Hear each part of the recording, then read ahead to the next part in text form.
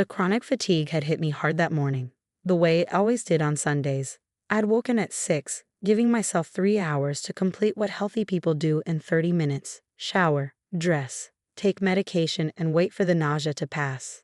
The simple act of driving to my parents' house for Sunday dinner felt like climbing a mountain. My hands trembled slightly as I gripped the steering wheel, a combination of exhaustion and the medication I'd been taking for the past 3 years. The doctors had tried 6 different combinations before finding one that managed my symptoms without destroying my quality of life. Lupus doesn't care about your schedule. It doesn't care that your family thinks you're lazy. It doesn't care that you have a board meeting tomorrow. It just takes and takes until you learn to build a life around what it leaves behind. I parked outside the familiar 2-story colonial and sat for a moment, gathering strength. My phone buzzed with emails from the hospital administration, but I silenced it. Tonight was supposed to be about family, though I already regretted accepting the invitation. The dining room smelled like roasted chicken and disappointment. My sister, Jennifer, sat across from me, her designer blazer perfectly pressed, her expression sharp with judgment. She worked as a department supervisor at Riverside Medical Center, managing surgical scheduling. She never let anyone forget it. "You look tired," Mom said as I took my seat, though her tone suggested this was somehow a character flaw, rather than a symptom of chronic illness. "I am tired," I admitted quietly. Jennifer snorted into her wine glass. "Must be exhausting doing nothing all day." I reached for my water glass, saying nothing. This was familiar territory. I'd learned years ago that defending myself only invited more attacks. Silence was easier. Dad carved the chicken with aggressive precision. "Your sister works 60-hour weeks at the hospital. Manages an entire department. Maybe if you pushed yourself a little harder, showed some initiative." "I work from home," I said softly. "It's flexible with my condition." "Condition?" Jennifer repeated, making air quotes with her fingers. "You mean your convenient excuse. Some of us actually show up to real jobs. Some of us contribute to society instead of collecting disability checks and playing on the internet all day." "I don't collect disability," I said quietly, but she was already talking over me. "You know what your problem is. You gave up. You let one diagnosis define your entire life. Plenty of people have autoimmune diseases and still manage to function like normal human beings. You just use it as a crutch." My younger brother, Marcus, shifted uncomfortably beside me but said nothing. He never did. He perfected the art of remaining invisible during family conflicts. Mom passed the green beans, her movement sharp with irritation. "Jennifer has a point. You're only 32. You should be building a career, not hiding in your apartment pretending you can't leave the house." "I'm not pretending," I started, but Dad cut me off. "When I was your age, I worked through broken bones. A little fatigue never killed anyone. You just need discipline. Structure. Maybe if you set an alarm and forced yourself to get up like the rest of us." "Stop using your illness as an excuse," Jennifer continued, her voice rising with the confidence of someone who'd never spent 3 days in bed unable to lift her head without triggering vertigo. "Some of us actually work for a living." Dad nodded approvingly, pointing his knife at me for emphasis. "Exactly. Work ethic. That's what's missing from your generation. Everyone wants accommodations and special treatment instead of just powering through." I nodded silently and checked my messages under the table. The hospital board president had sent 3 increasingly urgent texts about tomorrow's budget meeting. The construction contractors needed approval on the new wing expansion. The pharmaceutical donation program required my signature by the end of business Tuesday. "Are you seriously on your phone right now?" Jennifer demanded, her voice sharp enough to cut glass. "We're having a family dinner and you can't even be present." This is exactly what I'm talking about. No work ethic, no respect, no ability to function in the real world. Before I could respond, the doorbell rang. Mom frowned, glancing at her watch. "Who could that be? We're not expecting anyone." The doorbell rang again, more insistently. Dad pushed back from the table with an irritated sigh and walked to the front door. We heard it open. Then male voices in urgent conversation, one apologetic, one authoritative and slightly breathless. A moment later, Dad returned looking confused and slightly pale, followed by a man in an expensive charcoal suit that probably cost more than the dining room furniture. I recognized him immediately, Dr. Harrison, the hospital board president, still wearing his hospital identification badge clipped to his jacket pocket. "I apologize for the intrusion," Dr. Harrison said, slightly out of breath. as if he'd been rushing. His eyes scanned the room quickly and landed on me with visible relief. Dr. Morgan, thank goodness. You weren't answering your phone. I called 4 times and sent multiple texts. We have an emergency situation that requires your immediate approval on several critical matters. The room went silent. Jennifer's fork stopped halfway to her mouth, suspended in midair. Mom's hand froze on the water pitcher. I'm sorry, Dad said slowly, his confusion deepening. Did you just call her doctor? Dr. Harrison looked genuinely puzzled by the question, glancing between Dad and me with obvious bewilderment. Yes, Dr. Morgan. She's on the hospital board. We need your approval on the $50 million budget allocation for the next fiscal year. The board is in emergency session tonight because we need to finalize everything before the state deadline tomorrow morning. Several departments are on the list for potential restructuring, and we cannot proceed without the primary stakeholders' authorization. Jennifer's face had gone pale. Wait, primary stakeholder? Are you from Riverside Medical? Of course, Dr. Harrison said, still focused on me. Dr. Morgan, your sister's department is actually first on the restructuring list. Surgical scheduling has been underperforming in cost efficiency, and the board wants to know if you'll approve the proposed changes or prefer alternative solutions. I set down my water glass carefully. My hands had stopped trembling. What's the timeline? Tomorrow's board meeting, 9 a.m. We need your decision on whether to approve the department consolidation or maintain current staffing levels. It affects 17 positions, including the supervisor role. Jennifer made a small sound like a wounded animal. Give me the full analysis, I said quietly. I want efficiency reports, patient satisfaction scores, and alternative restructuring proposals by 7 a.m. tomorrow. Schedule the contractors for a pre-meeting at 8. The new wing expansion takes priority, but I won't make staffing decisions without complete data. Dr. Harrison nodded, already typing on his phone. I'll have everything sent to your secured server within the hour. Should I tell the board to expect you in person, or will you be joining remotely? In person, I said. This deserves proper attention. Excellent. And the pharmaceutical partnership proposal? The deadline is Tuesday. Approved with the modifications I sent last week. Legal should have the revised contracts ready. Perfect. Again, I apologize for interrupting your evening. Dr. Harrison nodded to my stunned family and left as quickly as he'd arrived. The silence that followed was deafening. Mom spoke first, her voice barely a whisper. What just happened? I took a sip of water, letting the moment stretch. That was the board president of Riverside Medical Center. I gathered that, Jennifer said, her voice shaking. What did he mean by primary stakeholder? And why did he call you doctor? Because I am a doctor. Medical degree from Johns Hopkins. I finished my residency in internal medicine before my lupus diagnosis became severe enough to prevent traditional practice. Dad's face had turned red. You never told us you finished medical school. You never asked. You assumed I dropped out when I got sick. I let you assume it. But the hospital, Jennifer pressed, her professional composure cracking. What does that have to do with you? I stood slowly, gathering my coat and bag. The fatigue was creeping back, but I needed to say this standing up.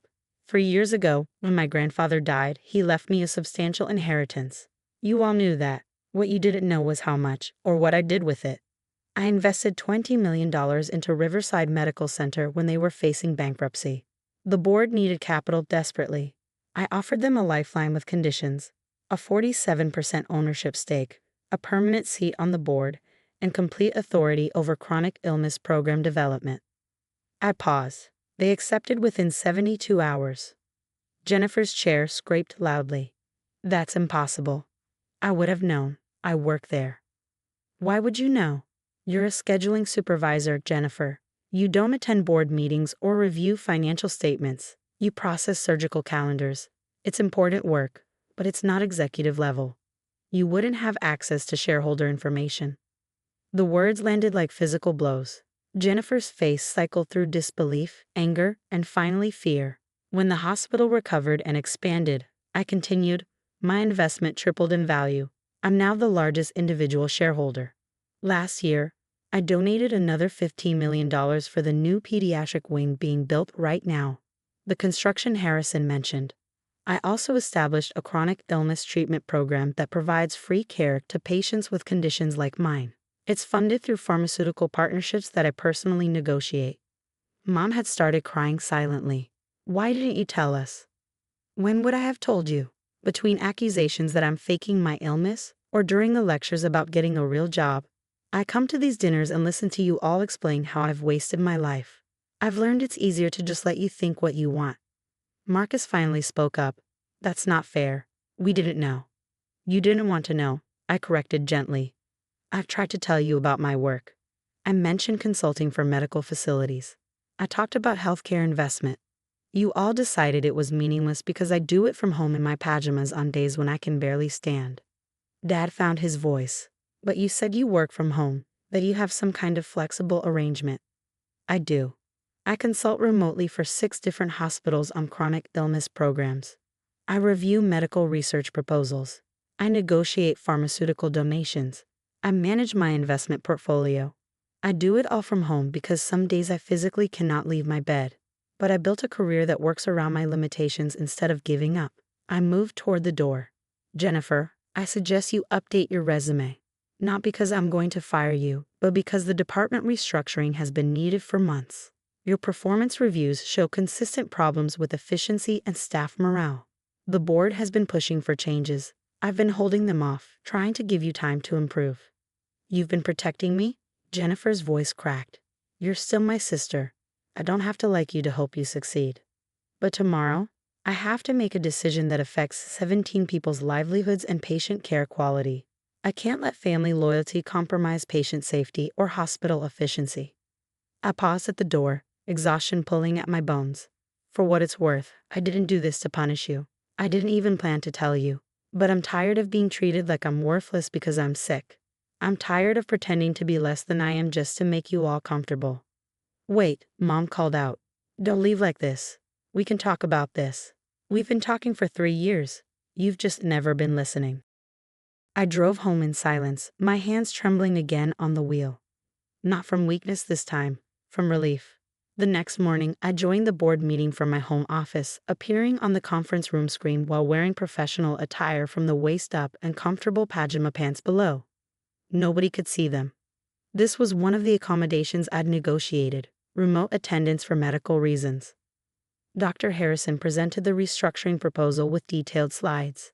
Jennifer's department would be consolidated with another unit, eliminating her position but maintaining all junior staff roles.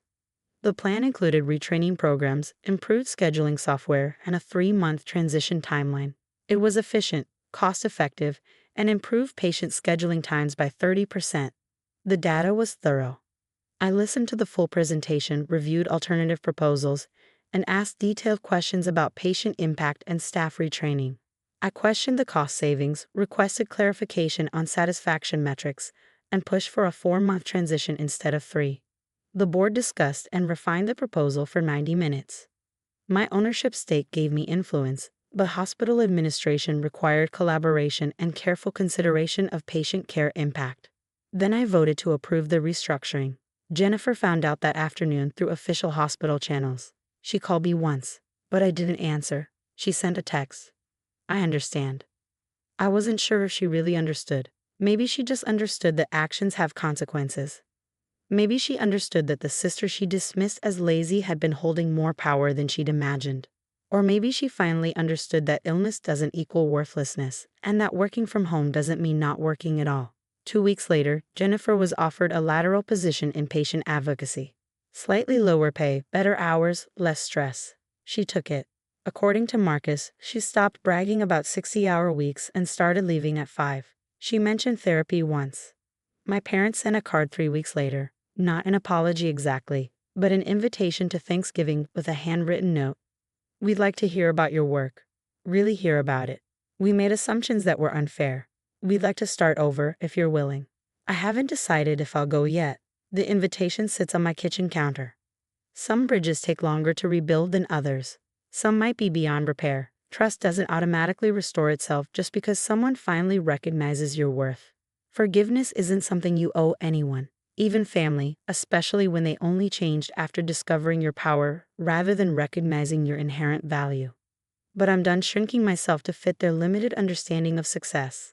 I'm done apologizing for being sick, for taking medication that makes me functional, for building a life around my limitations. I'm done pretending that creating a meaningful career on my own terms is less valuable just because I do it from my couch on bad days. I built something real, something that helps people, something that matters. And if my family can't see that, it's not my responsibility to make them understand anymore. The hospital construction continues. The chronic illness program serves 200 patients now. My investment portfolio supports 3 other medical facilities. And some days I still can't get out of bed. Both things are true. Both things matter. I'm learning to be okay with that. My name is Lisa, and I live in Austin, Texas, with my mom, Sandra, and my dad, David. I'm 18 years old, just finishing up high school, and for as long as I can remember, my family life has always felt complicated. On the surface, people might think we're just another regular family, but behind closed doors, it's a different story. My dad has always been the kind of man who cares about money more than people. He's sharp-tongued, quick to anger, and never seems satisfied, no matter what my mom does for him. My mom, on the other hand, is one of the most patient and kind-hearted people I know. She works hard, sometimes too hard, to keep everything together, even when my dad demands more than she can give. Growing up, I never fully understood why my mom put up with it. She would always brush off my concerns, saying, "It's fine, Lisa. Some things are just complicated." But as I got older, it became impossible to ignore the constant tension in the house. The shouting, the guilt trips, and the way my dad always managed to make her feel like she owed him something. It wasn't always bad, though. There were days when things felt almost normal, and I clung to those moments like lifeboats in a storm. But deep down, I knew those moments wouldn't last. I spent a lot of time at my best friend Mia's house just to escape the heavy atmosphere at home. Her family was everything I wished mine could be: warm, supportive, and loving. It was like stepping into another world. Still, I always came back, mostly because of my mom. She was my anchor in all the chaos. Even though she rarely stood up to my dad, she was always there for me, helping with school projects, cheering me on at soccer games, or just sitting with me in the quiet moments when I needed someone to listen. I don't know how she managed to stay so strong, but I admired her for it. Looking back now, I think I always knew something had to change. Our lives were like a rubber band stretched too thin, just waiting to snap. And one day, it finally did. But at that time, I couldn't have guessed how much everything was about to shift. It all started on an ordinary afternoon, the kind where nothing seems out of the ordinary until everything comes crashing down. I had just come back from spending the day at my best friend Mia's house. We'd been watching movies and talking about our plans for college next year. It felt nice to be somewhere calm, somewhere I didn't have to tiptoe around anyone's temper. But as soon as I opened the front door to my house, that uneasy feeling hit me again. The shouting started before I even made it past the entryway. My dad's voice was booming, sharp, and relentless, echoing off the walls. I couldn't make out everything he was saying at first, but the anger in his tone was unmistakable. As I stepped closer to the living room, the words became clearer, each one like a punch in the gut. "How dare you give me your inheritance money and not tell me? Do you think you can just hide things from me? I need that money," he bellowed. I froze in my tracks, my heart sinking. My mom's voice, much quieter, was trembling as she tried to explain herself. "David, I didn't hide anything from you. That money was for Lisa and me. It's all we have for emergencies or her college." "Emergency?" he shouted, cutting her off. "I'm the emergency. I've got debts to pay, and you're sitting on cash like it's nothing. You're my wife, Sandra. That money is mine too." I stood there, not sure if I should interrupt or stay silent. My hands were shaking as I clutched my backpack, wishing I could disappear. But then my dad saw me. His eyes flicked over to where I was standing, and for a moment, everything went eerily quiet. The rage on his face softened, not into anything kind, but into something cold and calculating, like he'd been caught. "What are you doing just standing there?" he snapped at me, but his tone was less aggressive now, as if he didn't want me to hear too much. "Go to your room." Before I could say anything, my mom stepped in. Her voice was still shaky, but there was a determination in it I hadn't heard before. "Liza," she said softly, "go to your room and pack your things. We're leaving." I turned to look at her, stunned. "What? Mom, what are you talking about?" "We're leaving this house," she said, her voice breaking as tears streamed down her face. "I can't do this anymore. I won't let you grow up thinking this is normal." "You want to leave?" My dad sneered. Fine. Go, pack your bags and get out of my house. You're nothing without me anyway. He waved his hand dismissively, like we were just some inconvenience he wanted to be rid of. My mom's shoulders slumped, and for a moment, I thought she might change her mind. But then she straightened up, wiped her tears, and nodded. Come on, Lisa, she said firmly. Go pack. I wanted to argue, to tell her this was crazy, but something about the way she looked at me stopped me. It was like she was finally done trying, done hoping, done letting him control everything. So I turned and went to my room, my heart pounding as I threw clothes into a bag as fast as I could. I could still hear my dad muttering under his breath, calling my mom ungrateful and worse things I won't repeat. When I came back downstairs, my mom was waiting by the door, holding her own small suitcase. Her face was pale, but her jaw was set in a way that told me she wasn't backing down. My dad was sitting in his recliner, glaring at us like we were the problem, like we were the ones ruining everything. Go on, he said, his voice dripping with mockery. Leave. Don't come crawling back when you realize you can't survive without me. I clenched my fists, fighting back the urge to say something, but my mom just opened the door and motioned for me to follow her. As we stepped outside, the evening air hit me like a jolt of reality. This was it. We were really leaving. I glanced back one last time to see my dad still sitting there, staring at the TV like nothing had happened, like we were nothing to him. We didn't talk much that night.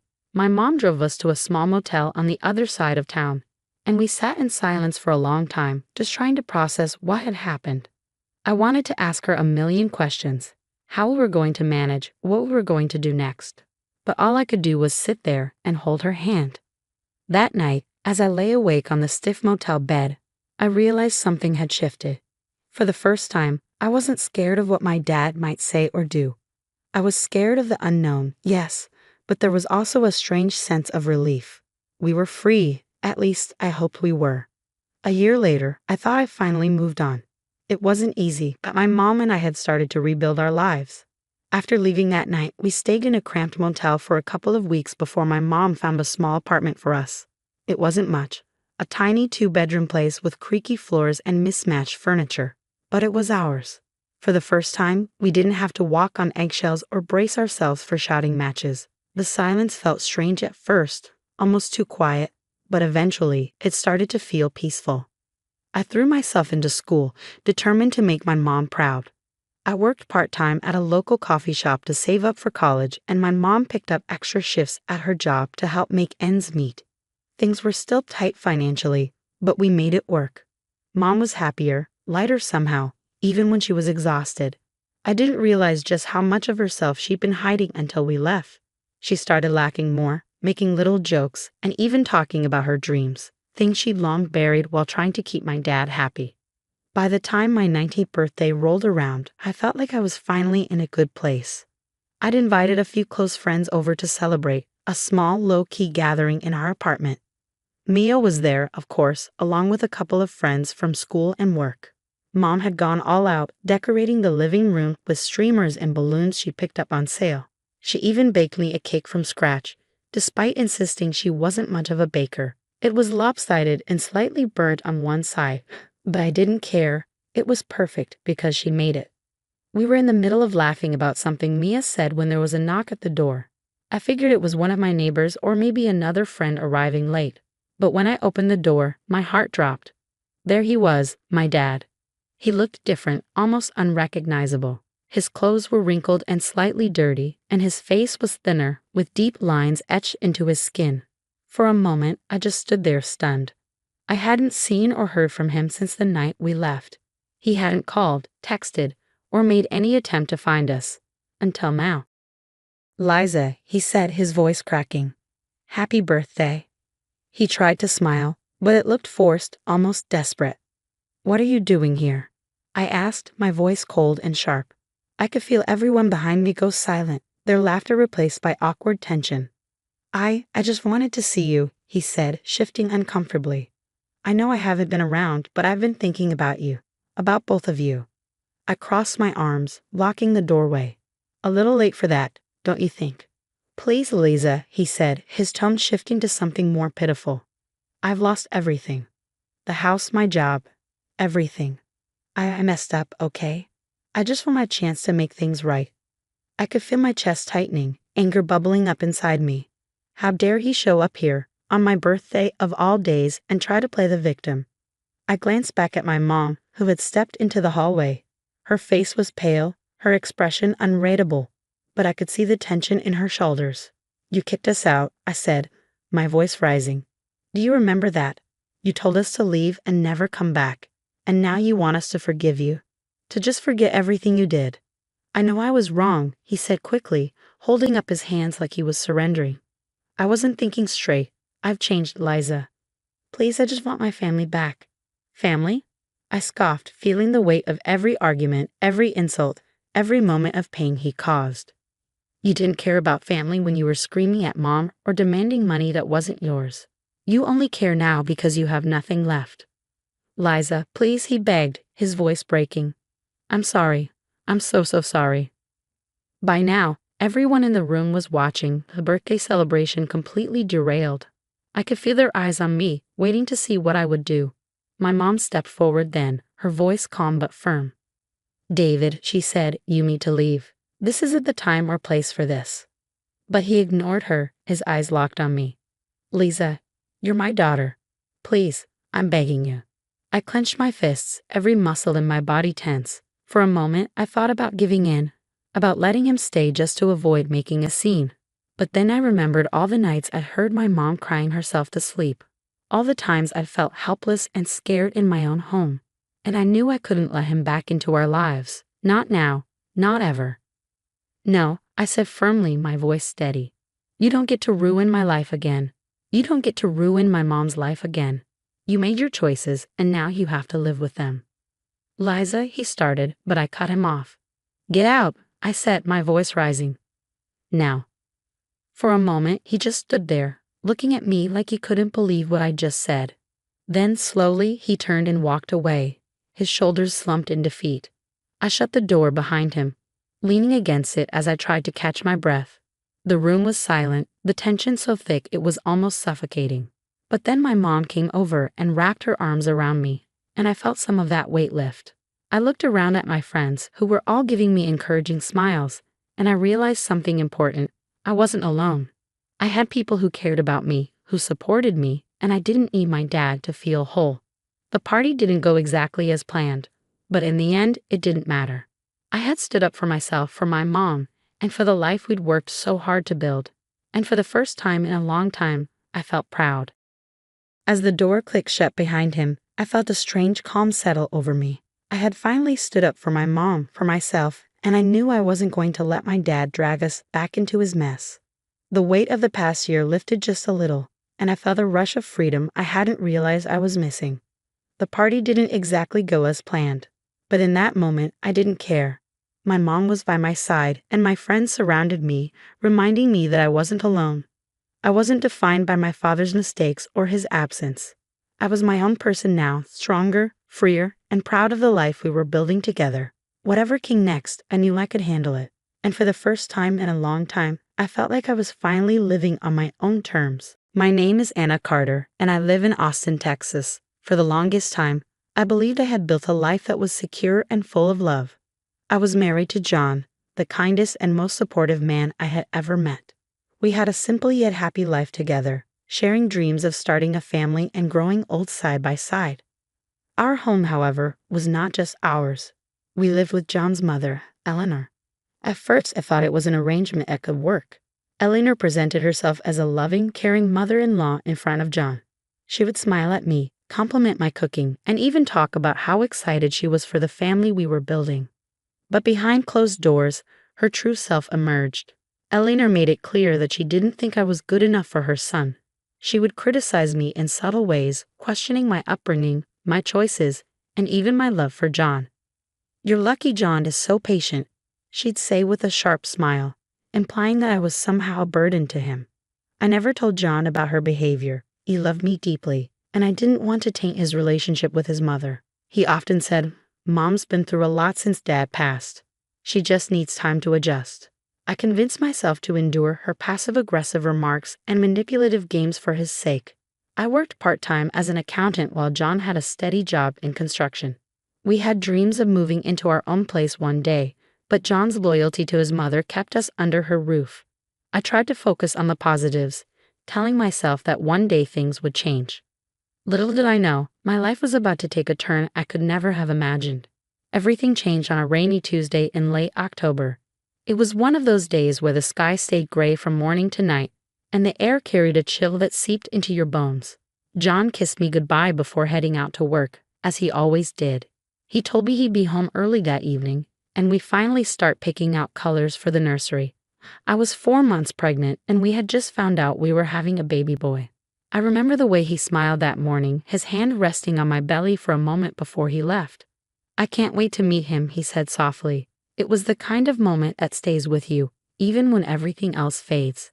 But John never came home that evening. The call came around 6 o'clock. It was a police officer, his voice steady but heavy with the kind of news no one wants to deliver. John had been in a car accident on his way home. A truck had run a red light and collided with his car. He didn't survive. The world as I knew it shattered in that instant. I dropped the phone and sank to the floor, clutching my stomach as if holding on to the baby could somehow keep me anchored. Eleanor, who had been in the kitchen, rushed in when she heard my sobs. For a moment, I thought she was going to comfort me, but her expression was more annoyed than concerned. "What's all this noise about?" she snapped.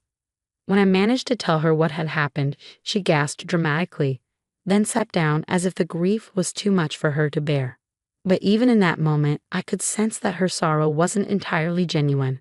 It felt performative, like she was already calculating how this loss could be used to her advantage. The days that followed were a blur of funeral arrangements, condolences from people I barely knew, and the suffocating weight of grief.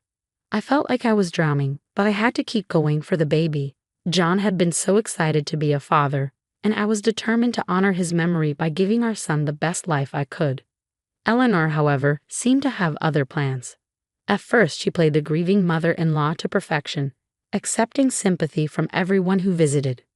But as soon as the last guest left after the funeral, her mask slipped. "I've been thinking," she said one evening, her tone cold and detached.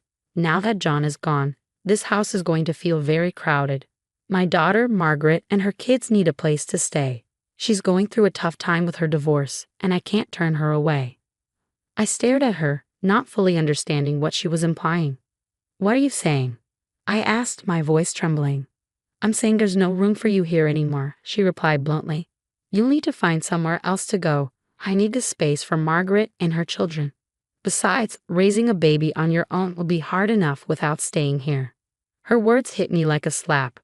I was still reeling from John's death, still trying to process the fact that I was about to become a single mother. And now she was telling me to leave the only home I had. "But where am I supposed to go?" I asked, tears streaming down my face. "That's not my problem," she said, her voice icy. "You're a grown woman. Figure it out." I begged her to reconsider, to let me stay until I could find a stable place for myself and the baby, but she wouldn't budge.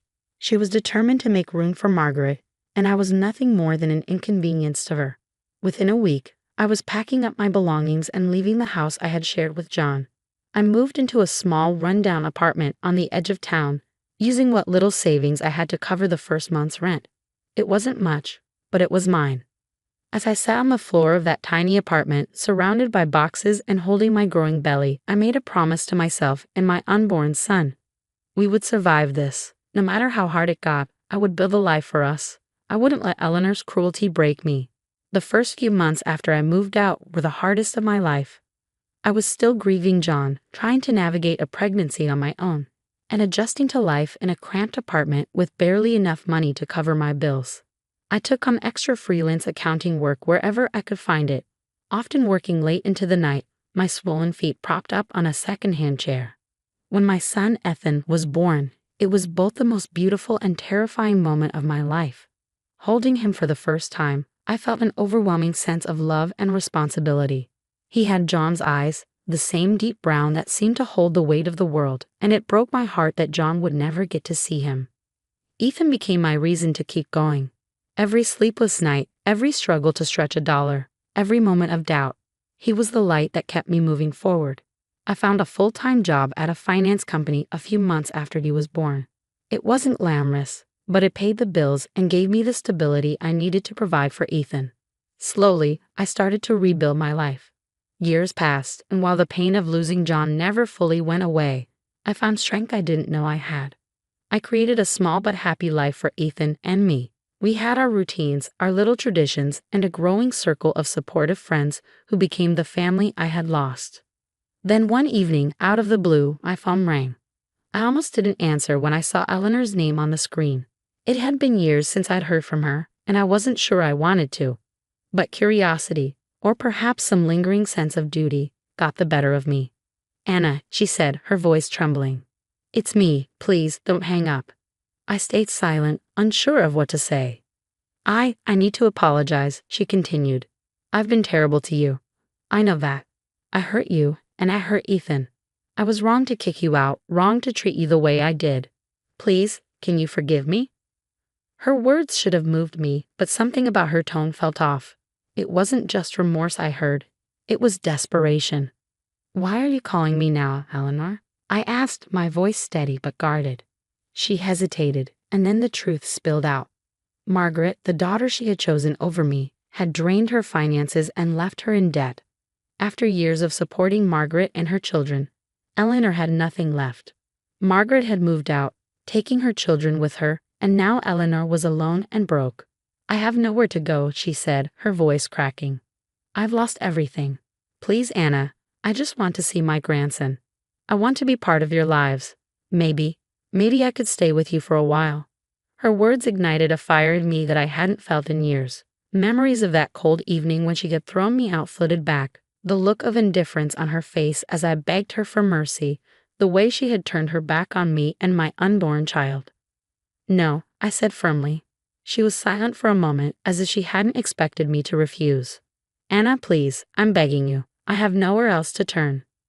I took a deep breath, my hands shaking with a mix of anger and resolve.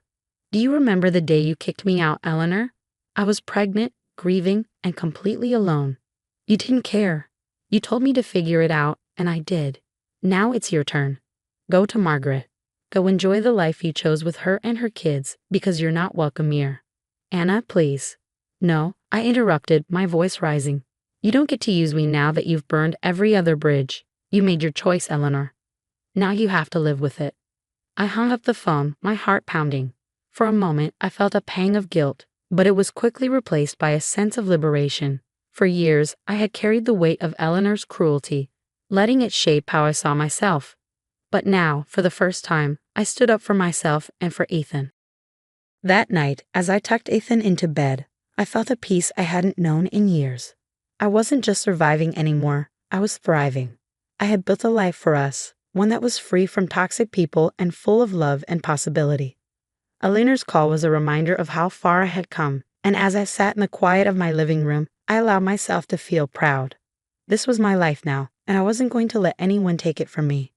In the weeks that followed Eleanor's call, I found myself reflecting on everything I had been through.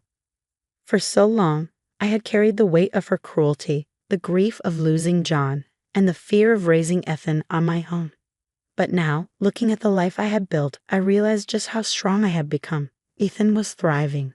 He was 6 years old now, full of energy and curiosity, with a smile that could light up the darkest room. He loved school, especially math, which he said he got from me. Every time he laughed or told me about a new friend he made, I felt a warmth that reminded me why I had fought so hard to protect him and give him a better life. My career had also blossomed. What started as a job to make ends meet had grown into something I was truly proud of. I had worked my way up in the finance company, earning promotions and respect from my colleagues. I was now managing a team, and for the first time in years, I felt financially secure. But the greatest change wasn't in my circumstances, it was in me. For years, I had doubted myself, questioning whether I was strong enough, smart enough, or capable enough to handle everything life threw at me. Eleanor's words had planted seeds of insecurity that took years to uproot. But now, I saw myself for who I truly was, a survivor, a fighter, and a mother who would do anything for her child. I had also built a community around me, something I never thought I'd have again.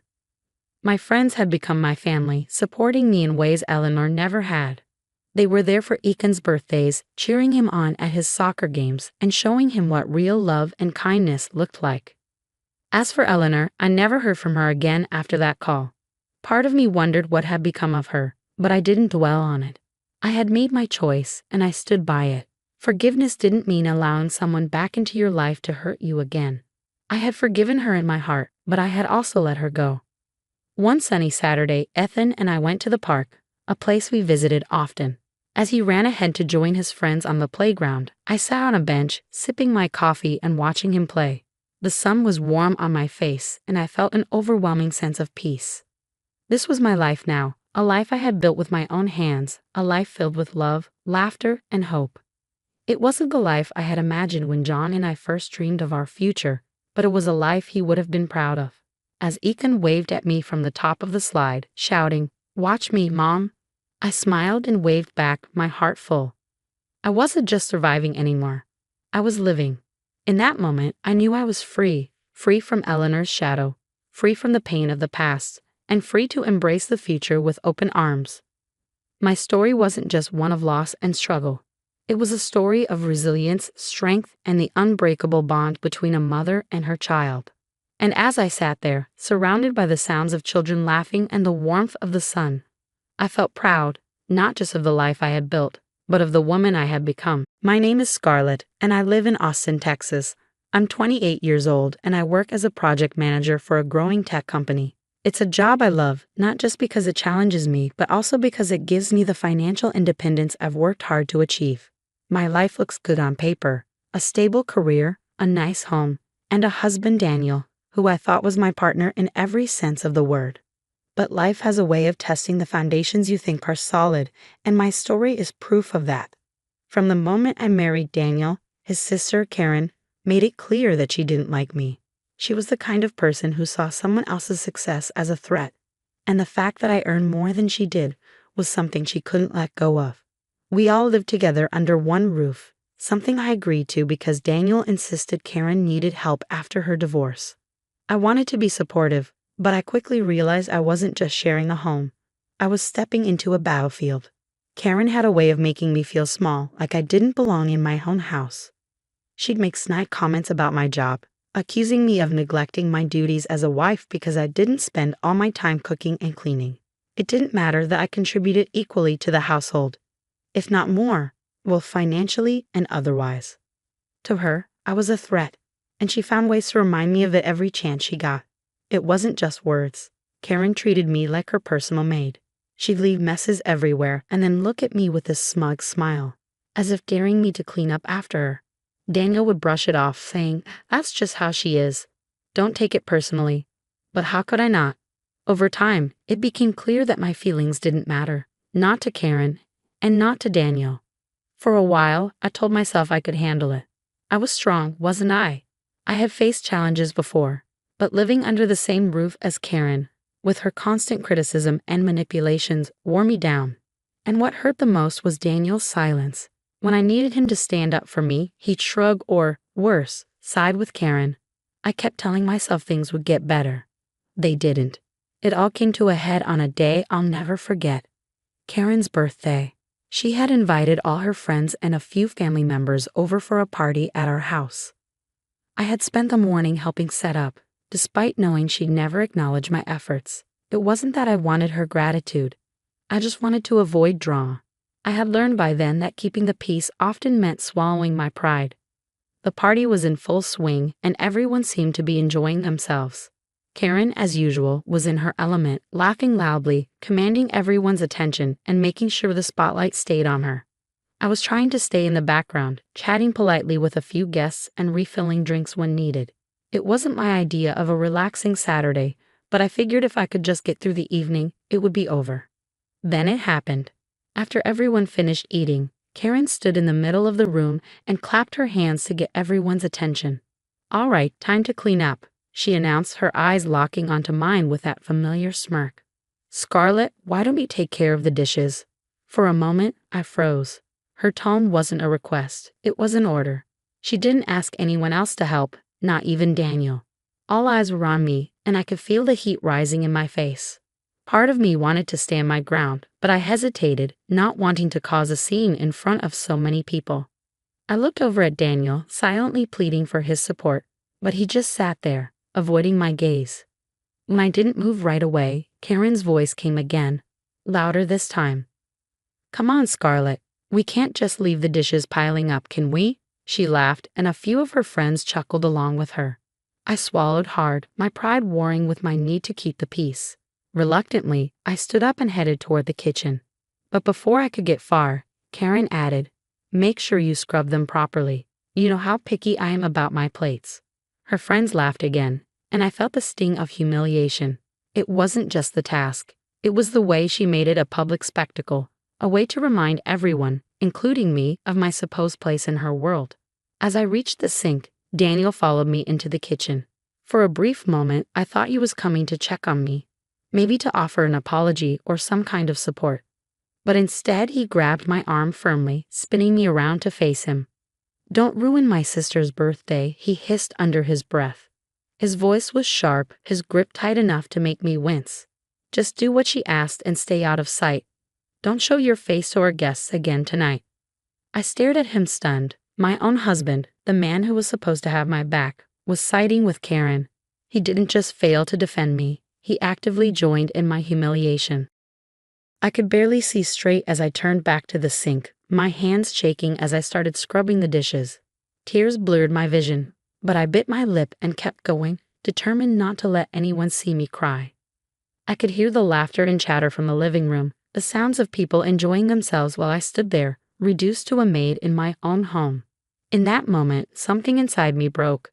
It wasn't just about the dishes or the party, it was about the realization that this wasn't an isolated incident. This was my life now. Karen's hostility, Daniel's indifference, the constant erosion of my self-worth. It wasn't going to change. That night, after everyone had left and the house was quiet, I packed a bag. I didn't know exactly where I was going, but I knew I couldn't stay. I left a note on the kitchen counter, a short message that said everything I needed to say. I deserve better than this. My life after leaving Daniel and Karen's house felt like a whirlwind at first, equal parts terrifying and liberating. I stayed with a close friend for a few months, using that time to process everything I had endured. For years, I had silenced my own needs and tolerated disrespect, telling myself that things would get better. But walking away from that toxic environment was the first real step I had taken toward valuing myself, and I promised never to look back. I threw myself into rebuilding my life. I found a cozy one-bedroom apartment in a quiet neighborhood in Austin, Texas, where I could finally breathe. The walls were bare and the furniture was sparse at first, but it was mine. For the first time in years, I felt free to decorate, cook, and exist in a space without someone hovering over my shoulder, criticizing every little thing I did. My career became my sanctuary. I took on new projects at work, threw myself into learning new skills, and even started mentoring junior employees. The recognition I received for my efforts reminded me that I was more than just someone's wife or sister-in-law. I was capable, independent, and valuable. Still, healing wasn't easy. There were nights when I lay awake, wondering if I had made the right decision. Memories of Daniel's betrayal and Karen's constant taunts would replay in my mind, making me question whether I could have done more to fix things. But then I'd remind myself, I didn't leave because I failed. I left because they refused to treat me with respect. A year passed, and I began to feel like myself again. I had reconnected with old friends, built a support system, and even started dating casually. Life wasn't perfect, but it was mine. Then, out of the blue, Daniel called. It was a rainy Thursday evening, and I had just finished a long day at work. I was curled up on my couch with a glass of wine, watching a movie when my phone buzzed. Seeing Daniel's name on the screen sent a jolt through my chest. For a moment, I considered letting it go to voicemail, but curiosity got the better of me. "Hello," I said cautiously. "Scarlett, it's me," Daniel said, his voice cracking.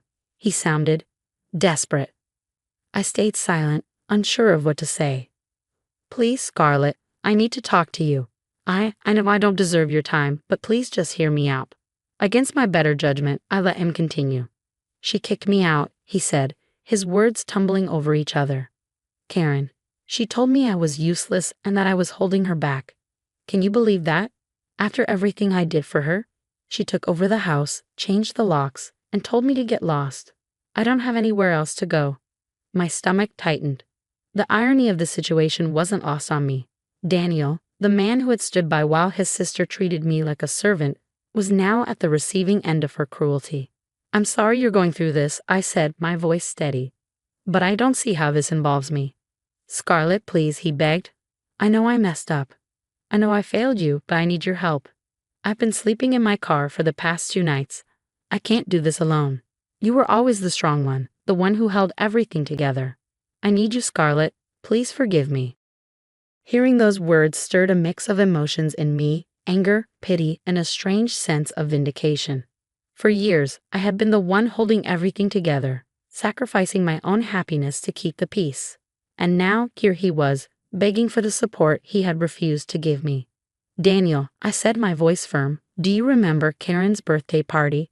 The way you dragged me into the kitchen, told me not to ruin her day, and made me wash the dishes while everyone laughed. Do you remember how you told me to stay out of sight, like I was an embarrassment to you?" He was silent for a moment, and then he stammered, "Scarlett, I wasn't thinking. I was trying to keep the peace. Karen always had a way off." I cut him off. "No, Daniel, you weren't trying to keep the peace. You were trying to keep Karen happy at my expense. You chose her over me, over and over again. And now, when she's done with you, you expect me to save you." "I know I was wrong," he said, his voice breaking. "I see that now. I see how much I hurt you. Please, Scarlett, I'm begging you. I don't have anyone else." His desperation might have moved me once, but not anymore. I had spent too many nights crying over his betrayal, too many days doubting my own worth because of the way he and Karen treated me. I had built a new life, one that didn't include their toxicity, and I wasn't about to let him drag me back into that mess. "I can't help you, Daniel," I said, my voice resolute.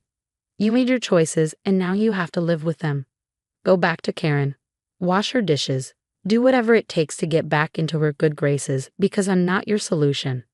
"Scarlett, please," he started, but I cut him off again. "No, Daniel. This conversation is over. Don't call me again." I hung up, my hands trembling. For a moment, I sat there, staring at the phone, wondering if I had been too harsh. But then I remembered everything I had endured: the humiliation, the loneliness, the constant feeling of being undervalued. I had fought too hard for my freedom to let guilt pull me back. That night, I slept more soundly than I had in years. Saying no to Daniel wasn't just about refusing to help him. It was about reclaiming my power, my voice, and my right to prioritize my own well-being. In the weeks that followed, I threw myself even deeper into my passions. I started volunteering at a local shelter, teaching yoga classes to women rebuilding their lives after leaving abusive relationships. Their stories inspired me and reminded me that strength comes in many forms. I also started writing again, something I hadn't done since college.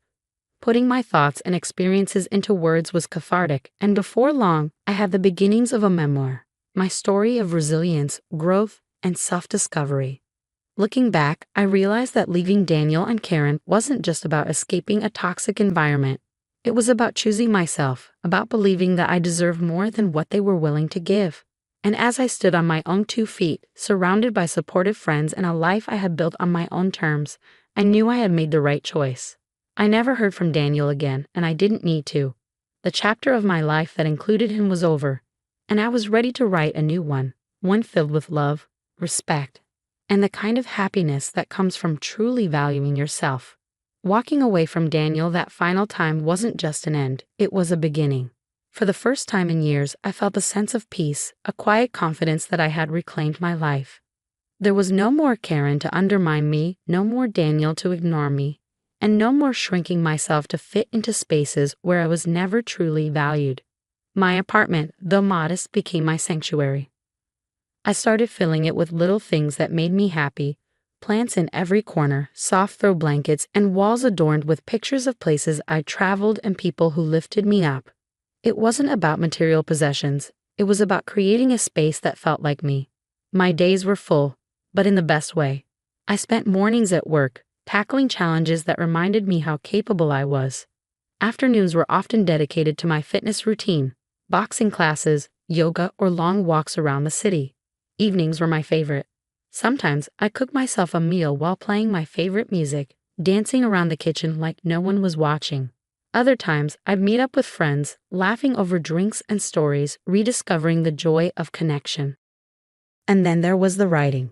What started as a way to process my pain had grown into something much bigger. Each page of my memoir felt like a victory, a testament to my journey from self-doubt to self-love.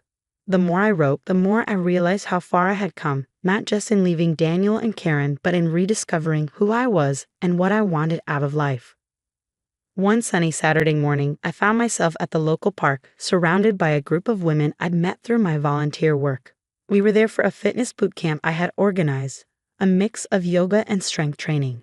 As we moved through the exercises, I couldn't help but feel a surge of gratitude. These women, like me, have faced their own battles and come out stronger on the other side. After the class, one of the women approached me, a smile on her face. "You know, Scarlett," she said, "you're really inspiring. The way you've turned your life around, it gives me hope." Her words stayed with me as I walked home that day. Hope. That's what I have found, hope for a future where I didn't just survive but thrived, where I surrounded myself with people who uplifted me, and where I was unapologetically myself. I wouldn't say I was grateful for what Daniel and Karen had put me through, but I was grateful for the lessons I had learned. They had shown me what I didn't want, what I couldn't accept, and what I deserved. And now, standing on the other side of that chapter, I felt stronger than ever. As I curled up on my couch that evening, a cup of tea in hand and the city lights twinkling outside my window, I smiled to myself. This was my life, messy, imperfect, and absolutely beautiful. I had found my freedom, my strength, and my happiness, and I wasn't giving any of it up for anyone.